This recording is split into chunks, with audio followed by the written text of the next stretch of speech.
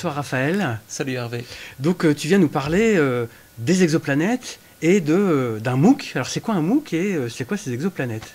Un MOOC, alors c'est l'acronyme de Massive Online Open Courses. En gros, c'est un cours en ligne, Exactement. accessible à tous, Ouais. généralement gratuit.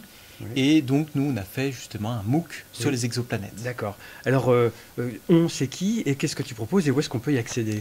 Le 11, c'est Vincent Minier, Oui.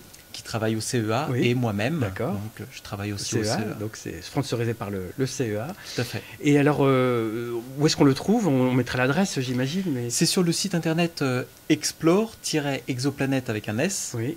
écrit en anglais, Oui. .eu. Comme l'Europe. C'est ça, Voilà. exactement. Et donc, quelle est la spécificité de ce cours? Parce qu'il y a probablement d'autres cours, des MOOC, il y en a plein, et même des très bons sur Fun, hein, France Université Numérique. Mais là, en quoi ça se différencie et qu'est-ce que vous proposez avec ce Tout à fait. MOOC? Alors, l'idée, là, c'était pas de refaire encore Oui. un énième MOOC, parce C'est ça. qu'il y en a déjà plein, et je ne crois pas être plus intelligent que quelqu'un d'autre pour en faire des meilleurs. C'est ça. Donc, l'idée, c'est tout simplement faire une sorte de patchwork ou d'agglomérat Oui. de plusieurs web-séries Oui. qui existent déjà, Oui.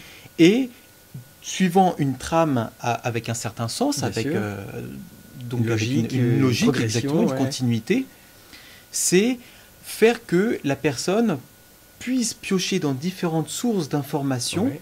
que ce soit de la NASA, de l'ESA, du CNES, du CNRS, Ouais, ouais. du CEA, peu importe, de Ouais. différents labos, donc déjà certifiés, hein, c'est Tout pas à n'importe fait. quelle source. On agglomère tout ça dans une trame bien spécifique, et comme ça, la personne peut apprendre pas à pas les exoplanètes. Alors les exoplanètes, ça part du système solaire, Bien sûr. parce qu'avant d'aller voir ailleurs, il Mhm. faut se connaître soi-même, Ouais. et après, donc on s'éloigne du système solaire D'accord. pour aller vers l'au-delà et l'infini. C'est ça, l'infini et L'infini, au-delà. l'au-delà. Et donc, est-ce que dans ce MOOC, on peut un peu comprendre ce que c'est qu'une zone d'habitabilité, ce que c'est que les Jupiters chauds, des choses comme ça? Vous abordez tous ces aspects? Exactement. Ouais. Donc après le système solaire, Oui. on apprend les différentes techniques. Oui. Donc depuis 95 avec Oui. Didier Queloz et Michel Mayor. Mayor. Donc la première exoplanète qui a Oui. été découverte directement par système du transit. Là, on apprend comment on observe les exoplanètes, quelles Oui. sont les différentes techniques qui ont Oui. énormément évolué, Oui.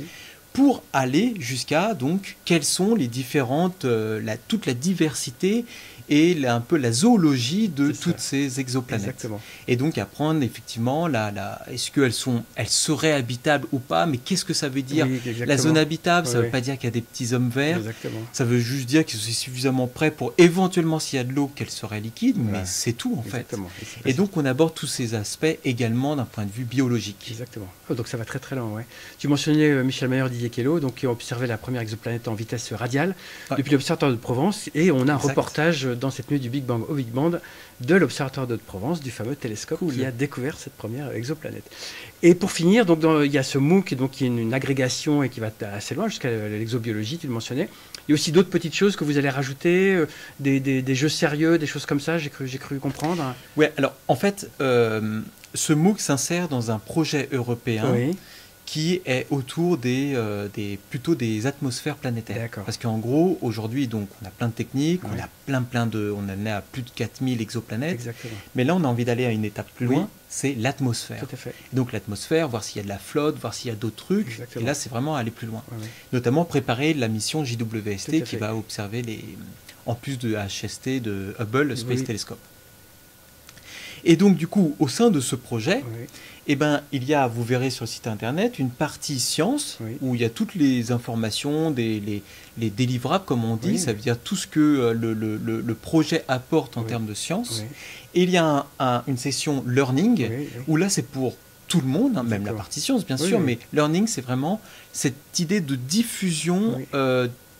d'agrégats de différentes sources de formation, d'information pour tout le Exactement. monde.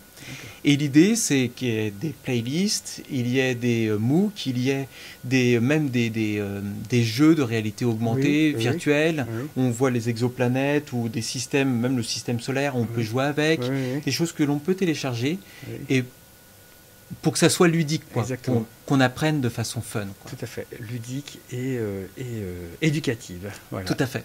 Eh ben, merci. Merci à toi, Hervé. Bonne soirée.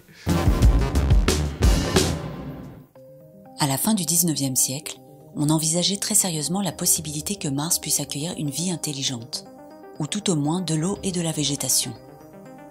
Après Mars, c'est surtout du côté de Jupiter et de Saturne que l'on voit des pistes sérieuses d'une potentielle présence de vie. Les lunes Europe, Ganymède et Callisto posséderaient un océan liquide sous leur couche glacée. Leur principale concurrente est Encelade, la petite lune de Saturne. Mais en 1995, la détection d'une exoplanète, une planète en orbite autour d'un autre soleil, transpose le rêve d'autres mondes à l'univers tout entier. Combien sommes-nous de planètes habitables, voire habitées dans notre galaxie? Des milliards? Ou une seule? Nouvelle technique, observation depuis l'espace pour améliorer la sensibilité, avec le télescope spatial Kepler, le nombre d'exoplanètes explose. En 2018, on en dénombrait près de 4000.